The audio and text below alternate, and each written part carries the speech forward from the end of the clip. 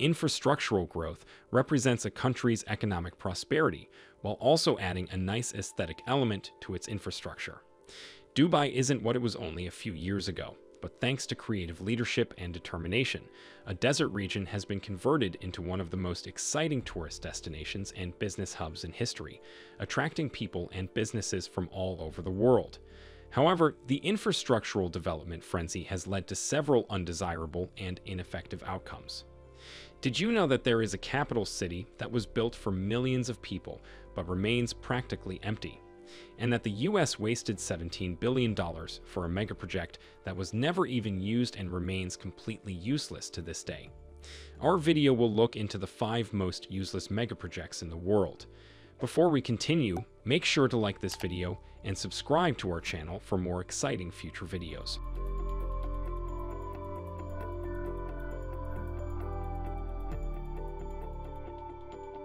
Let's begin with a breathtakingly picturesque route in the Aloha state of Hawaii, the 26-kilometer-long Expressway H-3, which goes through one of the world's most stunning environmental settings. It is so breathtaking that there were actual fears of people stopping and causing traffic jams. Nonetheless, the motorway has been as divisive as it is magnificent. The highway was first suggested in 1960, with defense considerations in mind, since it would connect the Pearl Harbor Naval Facility on the south side to the Marine Corps Air Station on the east coast. The news of its development was received with swift opposition from environmental groups, as well as native Hawaiians concerned about the huge urbanization that the project would entail. Environmental rules at the time, as well as a route alteration to preserve the valleys around, caused the plans to be postponed forever. The environmental barriers were lifted 26 years later when Congress excluded the project from environmental restrictions, allowing development to begin in 1989. The highway was finally completed in 1997, about 37 years after it was first envisioned. Because of the rough terrain on which it is built and the modern technologies used in its construction, Interstate H-3 is sometimes regarded as an engineering spectacle that travels almost entirely overland viaducts to protect the local ecosystem in the valleys below, in addition to the numerous high-tech tunnels. It was built 5 times beyond the original estimated expenditure due to decades of degradation route revisions and newer but more expensive technologies. The overall construction cost was $1.3 billion, or roughly $50 million per kilometer, making it the world's costliest cost per kilometer. Despite its astronomical cost, this gorgeous highway is not for everyone, owing to the fact that military reasons from the 1960s no longer apply, and the highway has no direct route to downtown Honolulu. This has drawn hefty criticisms from detractors. Finally, there are the native Hawaiians, who continue to refuse to use the H-3, believing it was cursed by the demolition of multiple religiously significant cultural sites during construction. The Interstate H-3 highway is clearly a successful engineering marvel in terms of megaprojects, but to the locals, it has become an ineffectual and fairly obsolete concept.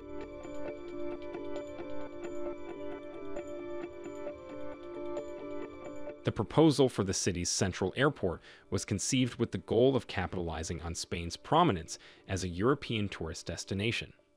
It was expected to be a popular vacation destination for both Spanish and international tourists. The purpose of this airport was to give an alternative to Madrid's main airport, which was already overcrowded. The new airport has one of Europe's top 5 longest runways and can accommodate 2 million passengers per year, which is a minor figure compared to Madrid's 70 million. However, preparations were already underway to expand capacity to 10 million people each year.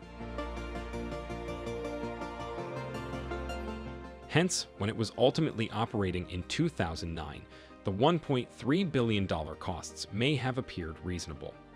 All of these ambitions, however, came to a halt in 2012 when the project's parent company filed for bankruptcy, with issues beginning with the project's location. Although it was termed the Central Airport, it was not in any way central, as it was 200 kilometers from Madrid. This exacerbated issues because most passengers chose not to travel for hours to reach the distant site, and most major airlines preferred to operate flights from the metropolis. As a result, the newly constructed airport was reduced to a single small-time airline within the first year of operation. By 2012, the airport had amassed a $350 million debt because there were no large airlines to draw travelers. Consequently, it went into receivership and was auctioned off in 2013, where it was famously branded an abandoned location in 2014 by the hit British TV show Top Gear. After several auctions failed, including one for an absurd $12,000, the airport was finally sold to new owners in 2019. The Spanish airport that cost €1 billion to build only received €10,000 in funding. During the COVID-19 pandemic, the Ciudad real airport received a lifeline when businesses failed and income plummeted. Given the airport's dry climate, large runway, and spaciousness, the new owners reimagined it as a haven for parked planes with little possibility of passengers returning. By August 2020, there were 65 planes parked at the airport, and construction planned to provide a storage facility for nearly 300 planes. This innovative storage method provided the airport with a much-needed commercial opportunity.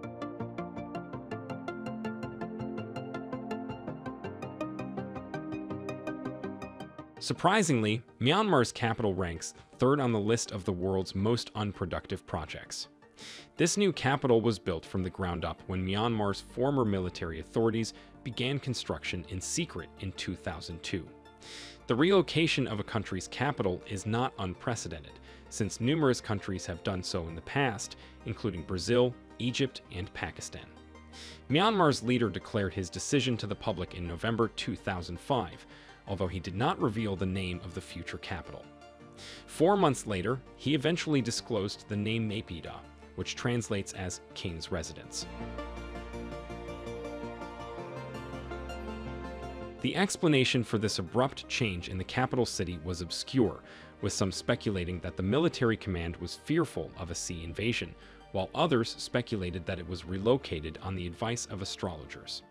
However, much of it was due to the former capital, Yangon's overcrowded population of 7 million people, which is thought to have met its infrastructure limits, with its population expected to treble by 2050. Furthermore, during the British administration, the seaside city was created as the capital to assist the British Navy. Therefore, it made sense for Myanmar to relocate its capital to a more central position. The new project was completed quickly, and successive governments have invested $4 billion in the city to date. Naypyidaw appears to have everything to draw guests, including a 20-lane motorway, over 100 luxury hotels organized into 3 hotel districts, golf courses, museums, and even a 99-meter-tall copy of a Yangon icon. However, one critical component is still missing: the populace. This new capital has fewer than 1 million citizens, most of whom live in the suburbs that existed before the city became the capital. But why won't anyone want to live there? Factors such as a lack of quality educational institutes and economic possibilities have made the majority of the people hesitant to make the city their permanent home. As a result, the city frequently resembles a deserted location and is referred to as a ghost town that has its incredible 20-lane roadways nearly deserted. Congestion is unheard of, and at times, a solitary car is found drifting along the massive road.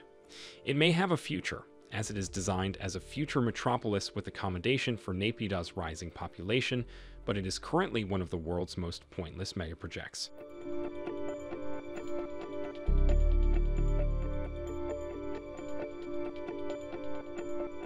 Next on the list is a green, futuristic smart metropolis built on 4 artificial islands from reclaimed land and centered on an artificial forest ecosystem. Forest City's location makes it an appealing bet for investors hoping to profit from its proximity to Singapore, an independent city-state. Singapore has the world's 2nd busiest port, as well as a thriving economy. Project developers have already connected Forest City and Singapore via the second link bridge, reducing the journey between the cities to just 20 minutes. Forest City incorporates its own customs facility, allowing inhabitants to travel freely to and from Singapore. The design is said to include several green innovations, including buildings with green rooftops and vertical gardens, creating a jungle-like environment. City streets will be designed in layers, with the lower layer dedicated to traffic and parking. The upper layer will include parks, sports facilities, and transportation hubs.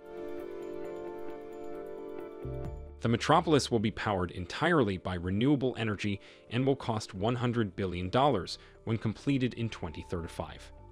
One of the 4 projected islands is nearly finished, with 50 apartment structures, golf courses, swimming pools, and beaches. However, this incredibly ambitious undertaking is not without challenges, as a slew of economic and political roadblocks have already impeded its progress. The project is mostly sponsored by China, therefore Chinese inhabitants have essentially free access to the city during the first few years of building.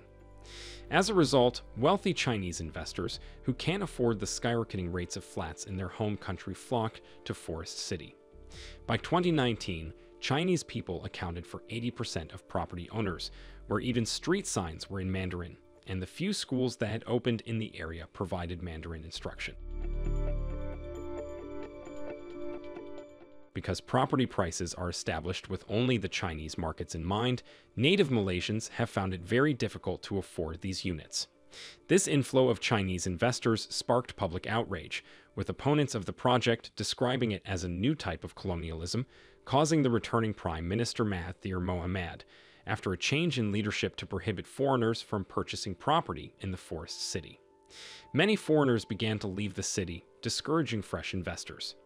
The epidemic and the worldwide travel prohibitions were the next significant setbacks. Owing to Malaysia's movement control order, no new investors could enter the country, and this uncertainty caused the exodus of many existing investors from the project. So, by the beginning of 2020, fewer than 500 people were actually living in the residential projects, which is a small number given that Forest City was devised for 700,000 people.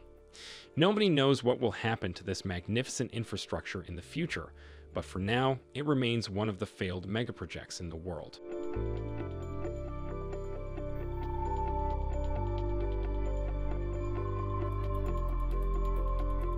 We'll wrap up this list with a massive initiative conceived in response to a delicate global issue. Nuclear waste is not discussed as often as other environmental issues, yet, if not properly stored, it can cause one of the deadliest catastrophes seen since the dawn of mankind. In the 1980s, the United States government set out to find a permanent solution to the expanding waste problem, and identified Yucca Mountain in Nevada was considered to be the most viable alternative in 1987. It was close to the most heavily used nuclear testing site in the United States, although it was far from any population centers. The plan was to store waste from throughout the country in a complex of tunnels 300 meters beneath Yucca Mountain. Yucca Mountain, in addition to its distant location, is made of volcanic ash that developed millions of years ago, allowing it to absorb any nuclear waste without crumbling or breaking. On paper, it appeared to be an ideal location for a repository, but Nevada officials were uninterested. There are approximately 100 operational and closed nuclear reactor facilities in the United States, but none of them are in Nevada. As a result, legislative lawmakers and the general public were vehemently opposed to being the sole nuclear dumping site in the country. Furthermore, the official hydrological and geological assessments of Yucca Mountain were called into question. The opposition said that the site was unsuitable for a repository because it could contaminate a local water source which Native Americans who have lived in the area for millennia used. Despite the resistance, the project was approved in 2002, and its construction was resumed by the Department of Energy, amid a strongly rising Nevada opposition. They claimed that routine exposures throughout the changeover would stigmatize Nevada citizens and have a negative impact on tourism in the state. According to the opposition, Nevada only received the repository because of its lesser population and representation in Congress. The project had become highly controversial by the time Barack Obama came to office. The Obama administration declared the project unfeasible in 2010 and stopped funding it, although a federal judge authorized its restoration 3 years later. However, there has been no movement since the Biden administration indicated unequivocally that Yucca Mountain is no longer on the country's agenda. Nevada appears to have won the battle after 4 decades of planning, legal wrangling, and more than $17 billion invested in the Yucca Mountain project. However, when all is said and done, it was never utilized and is now a dormant megaproject. If you enjoyed this video, make sure to watch the next video on your screen, which looks at Japan's $64 billion gamble on levitating bullet trains. As always, make sure to give our video a like and subscribe to our channel for more exciting videos.